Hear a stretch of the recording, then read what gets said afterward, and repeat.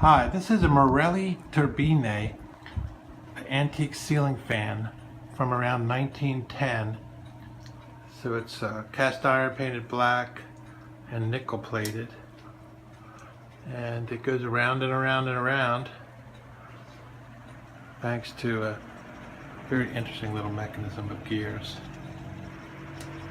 and U-joints and drive shafts.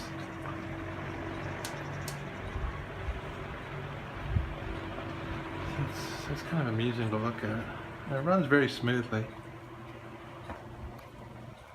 It's a 220 volt fan, but right now I currently have it running at 110 volts. Seems to be doing rather well. Very peaceful fan. And it's a pretty rare fan too. I doubt any of your neighbors have any. He's got little oilers hanging down behind below the bearings.